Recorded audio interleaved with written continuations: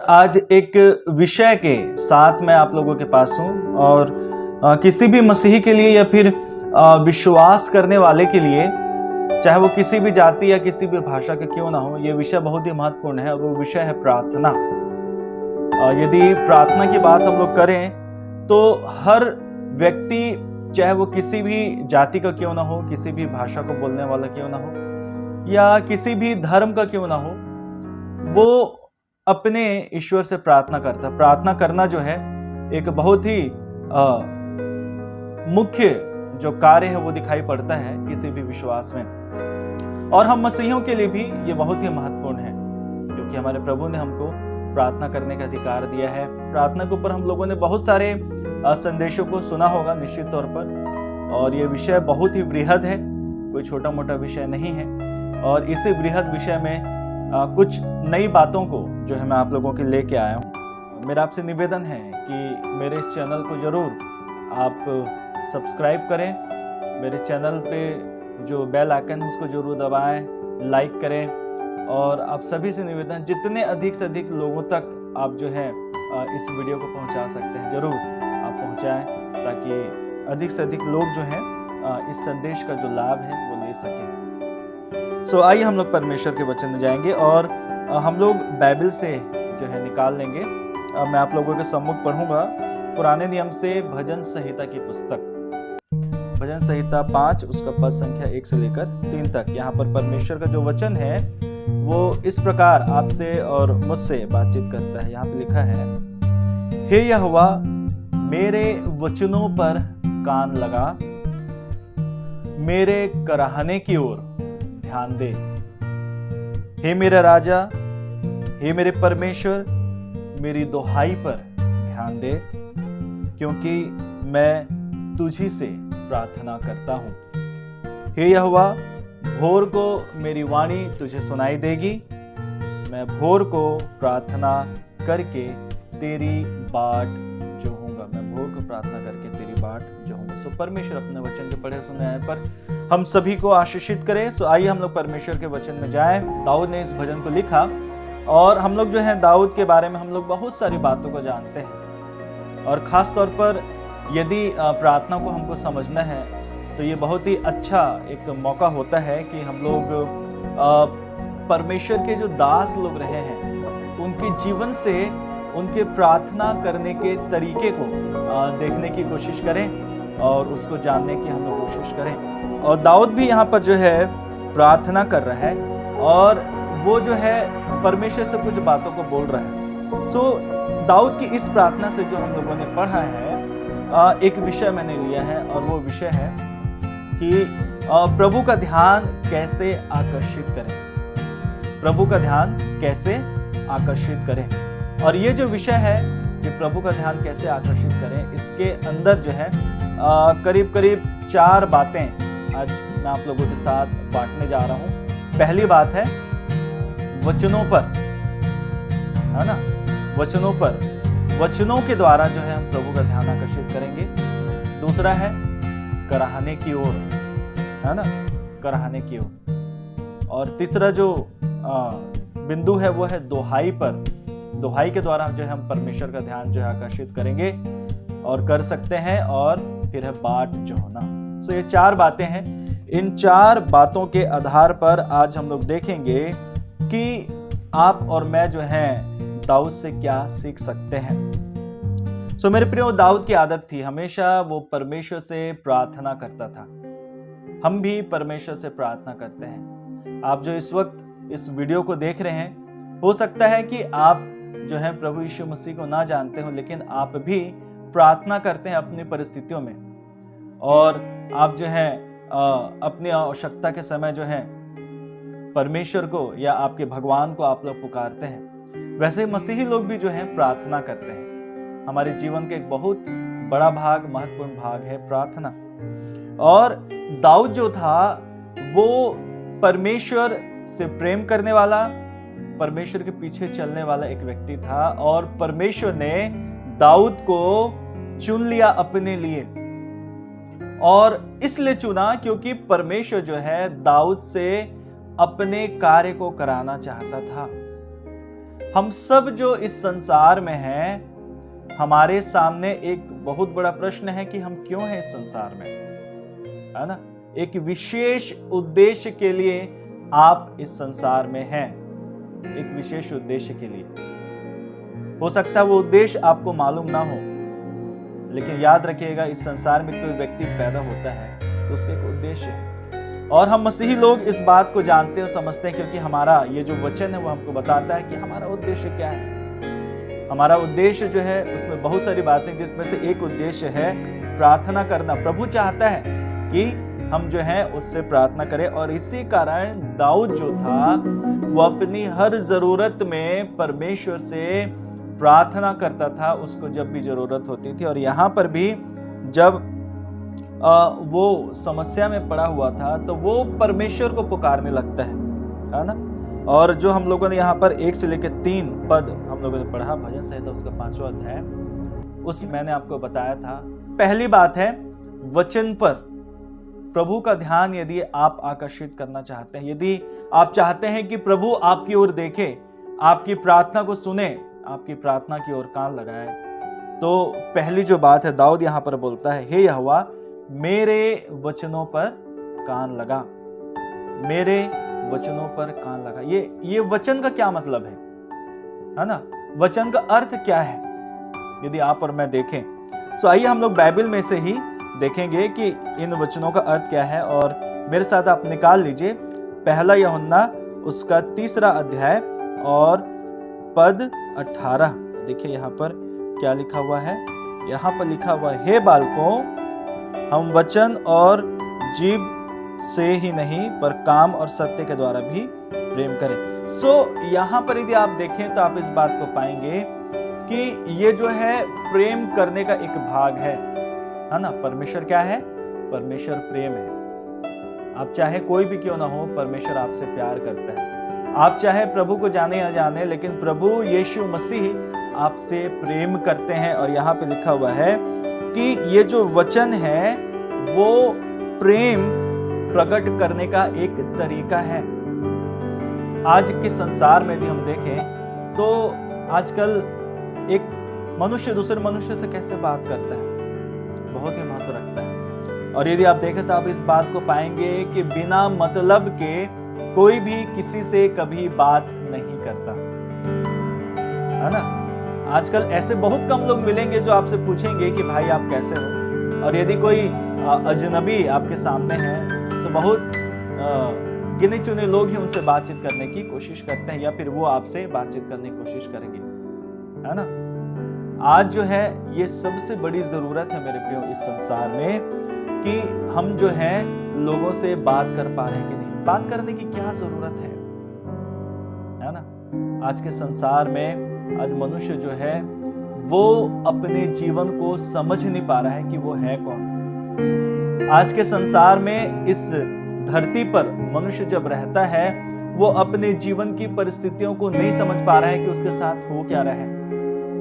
काम कर रहा है, अपनी जिम्मेदारियों को पूरा कर रहा है, मनुष्य भाग रहा है, दौड़ रहा है, लेकिन फिर भी चिंता में पड़ा हुआ है। और कई बार आप इस बात को देखेंगे तो आप इस बात को पाएंगे कि हम जो चिंता करते हैं उसका भी कारण कई बार हमको नहीं मालूम रहता कि हम क्यों चिंता कर रहे हैं। यहां पर प्रभु यीशु मसीह का जो वचन है वो इस बात को कह रहा है कि हे बालकों हम वचन और जीभ से, काम और सत्य तो लिखा हुआ, लेकिन लिखा हुआ है हम वचन और जीभ से क्या करें? प्रेम करें, और काम और सत्य के द्वारा उसको क्या करें? प्रकट करें। यानी कि ये जो वचन है जिसके लिए दाऊद बोल रहा है कि हे प्रभु मेरे वचन पर कान लगा, उसका मतलब है कि परमेश्वर के प्रेम को सत्य के द्वारा, सत्य के कार्य के द्वारा प्रकट करना। सत्य क्या है?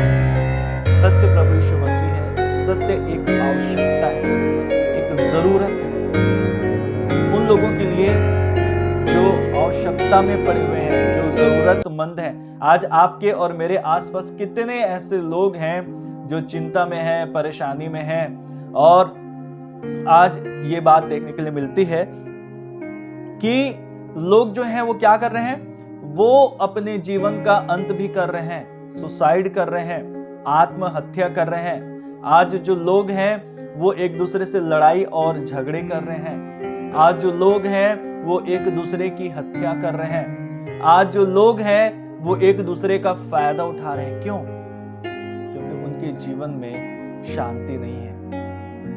वो परेशान हैं, वो चिंतित हैं, बोझ से दबे हुए हैं कि हम कैसे इस समस्या से बाहर निकले। इसलिए शायद वो लड़ाई झगड़ कर बैठते हैं। इसलिए शायद वो एक दूसरे का फायदा उठा रहे हैं कि उनका तो फायदा हो जाए।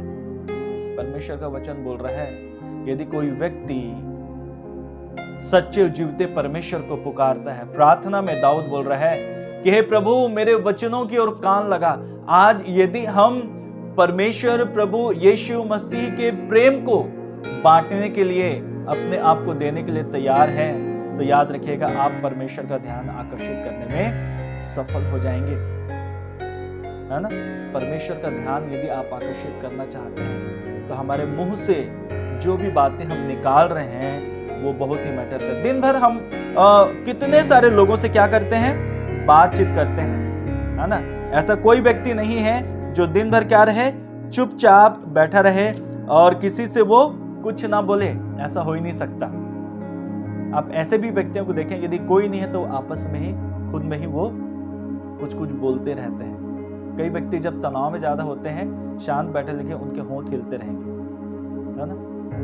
बात जो है व्यक्ति किए बिना नहीं रह सकता। और मेरे साथ निकालिए पहला पतरस 4 अध्याय और पद संख्या 11। देखिए क्या लिखा है यहाँ पर। बहुत महत्वपूर्ण बात है। यदि आप परमेश्वर का ध्यान आकर्षित करना चाहते हैं तो इसको ध्यान से आप सुनिए। लिखा हुआ, यदि कोई बोले तो ऐसा बोले मानो परमेश्वर का वचन है। यदि कोई बोले तो ऐसा बोले मानो परमेश्वर का वचन है। आज हमारा बोलने का तरीका क्या है? कई बार हमारे चेहरे में हमेशा क्रोध रहता है, हम गुस्से में रहते हैं। ऐसा लगता है कि कब हमारा हाथ किसी के ऊपर उठ जाए। मन में इतना तनाव है, इतनी समस्याएं हैं कि कई बार मुस्कुराना जो है बड़ा कठिन हो जाता है। कई बार लोग सोचते हैं कि मैं आखिरी बार कब मुस्कुराया था, कब मैं हंसा था। ये जीवन कैसा है? ये जीवन जो है वो बड़ी कठिनाइयों से भरा हुआ है। और यहां पर परमेश्वर का वचन बोल रहा है, जो प्रभु यीशु मसीह को जानते हैं वो ये काम कर सकते। लिखा हुआ है, यदि कोई व्यक्ति बोले तो ऐसा बोले मानो परमेश्वर का वचन है। यदि आप बाइबल में देखेंगे तो इस बात को पाएंगे कि प्रभु कहता है कि मत डर, मैं तेरे साथ हूं। प्रभु कहता है इधर उधर मत ताक। प्रभु यीशु मसीह कहते हैं कि मैं तुमसे प्रेम करता हूं। प्रभु यीशु मसीह कहते हैं कि तुम क्यों निराश हो, तुम क्यों हताश हो। प्रभु यीशु मसीह कहते हैं कि तुम क्यों रो रहे हो। आज लोग रोते हैं अकेले में। आज आपके लिए यह परमेश्वर का जीवता वचन है। यदि आप जीवते परमेश्वर का ध्यान आकर्षित करना चाहते हैं, अपने वचनों को सही रीति से इस्तेमाल करना सीखे। और लिखा हुआ है, यदि कोई बोले तो ऐसा बोले मानो परमेश्वर का वचन है ना। और उसके बाद लिखा हुआ है, जिससे सब बातों में यीशु मसीह के द्वारा परमेश्वर की महिमा प्रकट हो। आज हमारे शब्दों से क्या किसी का भला होता है? कई बार आप बोलेंगे कि हम दूसरों को क्या बताएं भाई, हमारे ही सामने इतनी सारी समस्या है। आज लोगों के पास लोगों को देने के लिए सकारात्मक शब्द नहीं है। परमेश्वर का वचन बोल रहा है, परमेश्वर के वचन में वो बातें हैं। ये जो बाइबल जो आप मेरे हाथ में देख रहे हैं, इसको हम लोग जीवता वचन बोलते हैं, है ना। पहला पतरस उसका 3 अध्याय का 10 पद में देखिए क्या लिखा है। एक बहुत ही महत्वपूर्ण बात है। लिखा हुआ है, क्योंकि जो जीवन की इच्छा रखता है, हर कोई जीना चाहता है ना, लंबा जीवन हम जीना चाहते हैं, बहुत लंबी आयु हम जीना चाहते हैं। और यहां पे परमेश्वर का वचन बोल रहा है कि जो कोई जीवन की इच्छा रखता है। यदि मैं आपसे पूछूं कि क्या आप जीना चाहते हैं, तो आप बोलेंगे कि आप क्या बात कर रहे हैं, कौन व्यक्ति ही है ऐसा, कौन व्यक्ति जो जीना नहीं चाहता। जीने का क्या मतलब है? आज यदि लोगों के जीवन को आप देखें, तो जीवन में तनाव भरा हुआ है, परिवार में यदि लोग रह रहे हैं तो आज एक दूसरे से प्रेम से बात नहीं कर पा रहे हैं। आज परिवार में यदि एक दूसरे के साथ रह रहे हैं, एक दूसरे को चीट कर रहे हैं, एक दूसरे को धोखा दे रहे हैं। आज का समय ऐसा है, पति पत्नी एक दूसरे को धोखा दे रहे हैं, रहते हैं एक ही छत के नीचे, एक ही घर में रहते हैं, लेकिन एक दूसरे के प्रति विश्वास योग्य नहीं है। हमारे जीवन की क्या दशा है? पैसे कमाने के पीछे आज इतना हम लोग भाग रहे हैं कि अपने बाल बच्चों को संभालने का, उनके चेहरे पे मुस्कान देखने का हमारे पास समय नहीं है। कब आपके पास फ्री समय था, फ्री टाइम था कि आप अपने बच्चों के साथ बैठ के 10 मिनट आपने बात किया, है ना? हम लोग इस बात को देखने की कोशिश कर रहे हैं, परमेश्वर का ध्यान कैसे आकर्षित हम कर सकते हैं? हमारे वचन, हमारे मुंह से निकले हुए वचन। और वो वचन कौन से? जो परमेश्वर ने हमारे मुंह में, हमारे हृदय में डाला है। यहां पे लिखा हुआ है, जो जीवन की इच्छा रखता है और अच्छे दिन देखना चाहता है। अच्छे दिन, अच्छे दिन कब आएंगे? एक बड़ा जुमला हुआ था, है ना? अच्छे दिन कब आएंगे? हमारे प्रधानमंत्री जी ने इस बात को कहा था, प्रधानमंत्री नरेंद्र मोदी जी ने, अच्छे दिन आएंगे। आज भी लोग क्या कर रहे हैं? इंतजार कर अच्छा दिन। यहाँ पे लिखा हुआ है कि जो कोई जीवन की इच्छा रखता है, जो जीना चाहता है, अच्छे से जीना चाहता है, अच्छे दिनों के साथ जीना चाहता है, लिखा हुआ है, वो अपनी जीभ को बुराई से, अपने जीभ को बुराई से और अपने होठों को छल की बातें करने से रुक रहे। यदि हम परमेश्वर का ध्यान आकर्षित करना चाहते हैं, हम चाहते हैं कि जीवते और सामर्थी परमेश्वर का जो कार्य हमारे जीवन में हो, वो हमारे जीवन में क्या करे? पहल करे, वो हमारे जीवन में हस्तक्षेप करे, हमको संभाले, हमारे जीवन की समस्याओं को वो दूर करे। तो लिखा हुआ है, अपनी जीभ को बुराई से रोक रख। आज मनुष्य के मुंह से जो भी निकलता है, अधिकतर बुरा ही निकलता है। मैं किसी का भला नहीं देख सकता। यदि कोई अच्छी उन्नति कर रहा है तो मैं उसकी हमेशा बुराई करूंगा। यदि कोई मुझसे बेहतर है तो उसकी प्रशंसा करने के बजाय मैं उसकी बुराई करता हूं। मैं लोगों को श्राप देता हूं, मैं लोगों को कोसता हूं। क्यों? क्योंकि ऐसा लगता है कि ये लोग मुझसे क्या हो रहे हैं? आगे हो रहे हैं। कई बार मैं इस बात का आकलन नहीं कर पाता कि वो जैसी मेहनत कर रहे हैं, क्या मैं वैसा मेहनत कर रहा हूं? अपने जीवन में मनुष्य परिश्रम करता है, वो परिश्रम करता है, लेकिन परिश्रम करने के साथ क्या वो सच में उस परिश्रम को दूसरों को सिखाता है? या जो बुराई करने वाला व्यक्ति है, जो चिढ़ने वाला व्यक्ति है, कुड़ने वाला, आज ऑफिशियल लाइफ को देखेंगे लोगों के, ऑफिस की जिंदगियों को आप, तो आप इस बात को पाएंगे कि लोगों का जो जीवन है वो कैसा है ना? सो यहां पर यदि हम अच्छे दिन देखना चाहते हैं तो लिखा हुआ है, अपनी जीभ को बुराई करने से, बुरी बुरी बातों को बोलने से रोकें और छल की बातें, लोगों को छलना, लोगों को धोखा देना।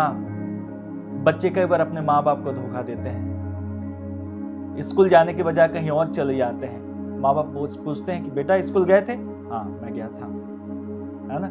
यदि टीचर का कॉल आता है, कई बार हम जाली सिग्नेचर करा देते हैं ना, जब मार्कशीट लेके आते हैं या फिर जो नंबर्स की शीट होती है उसको जब साइन करवाने की बात आती है तो कई बार हम उसमें अपना साइन मार देते हैं। छल करना, धोखा देना, और घर में बोल देते हैं कि हाँ हम तो अच्छे नंबर से पास हो गए हैं। ये हमारे जीवन का एक हिस्सा बन चुका है और हम लोग देख रहे हैं प्रभु का ध्यान कैसे आकर्षित करें, परमेश्वर का ध्यान हम कैसे आकर्षित कर सकते हैं। इसी का यहाँ पे लिखा हुआ है, परमेश्वर का वचन बोलता है, मत्ती उसका 12वां अध्याय और 36 पद इस बात को कहता है। वहां पे क्या लिखा है कि हर एक निकम्मी बातें जो मनुष्य के मुंह से निकलती हैं, है ना, हर एक निकम्मी बातें उनका लेखा देना पड़ेगा। आप चाहे कोई भी क्यों ना हो, आप जो निकम्मी बात अपने मुंह से बोलते हैं, हम कभी भी कहीं पर भी किसी को कुछ भी बोल सकते हैं, किसी को देख के कुछ भी प्रतिक्रिया हम दे सकते। याद रखिए, सच्चा और जीवता जो परमेश्वर है वो हमारा न्याय करने वाला है। निकम्मी बात यदि हम जाने और समझें तो इस बात को जो है हम लोग जो है बाइबल से ही देख सकते हैं। भजन संहिता उसका 14 अध्याय और पद 1 में क्या लिखा देखिए। भजन संहिता उसका 14 अध्याय और उसका पद 1 यहाँ पे लिखा हुआ है, मूर्ख ने अपने मन में कहा कोई परमेश्वर है ही नहीं। निकम्मी बात, लोग कहते हैं कोई परमेश्वर नहीं है। यदि मेरी आवाज आप तक पहुंच रही है और यदि आप भी बोलते हैं कि कोई परमेश्वर नहीं है, तो आप धोखे में हैं। एक सच्चा और जीवता परमेश्वर है जिसने अपने आप को प्रभु यीशु मसीह के रूप में इस संसार में प्रकट किया, और न सिर्फ प्रकट किया बल्कि उसने अपनी जान को आपके लिए दे दिया। यहां पे लिखा हुआ है कि जो मूर्ख है, यानी कि जिसका दिमाग नहीं है, जो सोच नहीं सकता, समझ नहीं सकता, हो सकता है मेरी बात को आप बोले कि आप कैसे किसी को मूर्ख बोल सकते हैं। मूर्ख कहने का मतलब सही ज्ञान का ना होना, सही ज्ञान की जानकारी ना होना। जानकारी ये है कि जीवता परमेश्वर है, जीवता परमेश्वर है। और भजन संहिता उसका 15वां उसका पद 1 जो है 3 जो है इस बात को बोलता है कि एक व्यक्ति जो होता है वो क्या करता है, अपनी जीभ से निंदा नहीं करता और अपने मित्र की बुराई नहीं करता और अपने पड़ोसी की निंदा सुनता भी नहीं है ना। सो आज हम लोग जो है इस बात को देखने की कोशिश कर रहे हैं कि हम जो है प्रभु का ध्यान कैसे आकर्षित कर सकते हैं। मेरे प्रियो, हम जो विश्वास में हैं, प्रभु हमसे इस बात को कहना चाहता है कि यदि हम सही शब्दों का इस्तेमाल करना सीखना चाहते हैं तो प्रभु हमारी सहायता करने के लिए तैयार है, और उसी सही शब्दों के इस्तेमाल करने के द्वारा ही ये इस्तेमाल करना हम परमेश्वर के वचन सीखते हैं। हम यहाँ पर देख सकते हैं यदि हम सही शब्दों का इस्तेमाल कर रहे हैं तो याद रखिए प्रभु जो है वो आपकी प्रार्थना की ओर ध्यान लगाएगा। प्रभु आपकी प्रार्थना की ओर ध्यान लगाएगा यदि आप सही शब्दों का इस्तेमाल करते हैं। इसी कारण यहाँ पर दाऊद जो हम लोगों ने पढ़ा था भजन संहिता 5 उसके 1 में वो बोलता है, हे यहोवा मेरे वचनों पर कान लगा, मेरे कराहने की ओर ध्यान लगा, मेरे वचनों की ओर कान लगा। जब हम सही तरीके से परमेश्वर से बातचीत करते हैं तो प्रभु जो है हमारी प्रार्थना को सुनता है। इस भाग में मैं इसी पहले टॉपिक को ही ले रहा हूं कि यदि हम परमेश्वर का ध्यान आकर्षित करना चाहते हैं तो हम अपने शब्दों की ओर ध्यान देना सीखें कि हम जो है कैसे शब्दों का इस्तेमाल अपने दैनिक जीवन में कर रहे हैं, और उन्हीं शब्दों के आधार पर ही ये बात तय होती है कि हमारी आवाज़ परमेश्वर तक पहुंच रही है कि नहीं पहुंच रही है। सो परमेश्वर जो है आज के इस विषय से, वचनों पर ध्यान लगा विषय से हमको और अधिक प्रार्थना करना सिखाया। परमेश्वर आज के वचन से हम सबको आशीष दे। मैं आशा करता हूँ कि आज का ये जो वचन है आपको समझ में आया होगा, और यदि इससे संबंधित और कुछ बातें हैं आप जो है ज़रूर मुझसे पूछ सकते हैं, और आप जो है कमेंट सेक्शन में भी जो है आप जाके जो है अपने विचारों को डाल सकते हैं। आपसे निवेदन है, और फिर से मैं निवेदन करूंगा कि ज़रूर जो है आप इस वीडियो को शेयर करें अधिक से अधिक लोगों तक। लोगों के जीवनों में जो है बहुत सारी बातों की ज़रूरत है, जिसमें से एक बात जो है प्रार्थना की है। और मेरे चैनल को सब्सक्राइब करें, लाइक करें, और जो घंटी का जो बटन है उसको ज़रूर आप लोग दबाएं, ताकि जब भी मैं कोई नया वीडियो डालूं तो वीडियो आप तक पहुंच सके। तो एक बार फिर से आप सभी को बहुत बहुत धन्यवाद। थैंक यू सो मच मेरे साथ इस वीडियो में बने रहने के लिए। 3 और विषय बाकी हैं जिसको जो है हम आने वाले समय में देखेंगे, और उसके ऊपर मैं जो है वीडियोस को लेके आऊँगा और उसको जो है आप लोगों के साथ बांटूंगा। सो आप सभी को थैंक यू सो मच। सुरक्षित रहिए और एक दूसरे को इनकरेज करिए अच्छे शब्दों के द्वारा। इस वीडियो को देखने के लिए बहुत बहुत धन्यवाद। Thank you so much.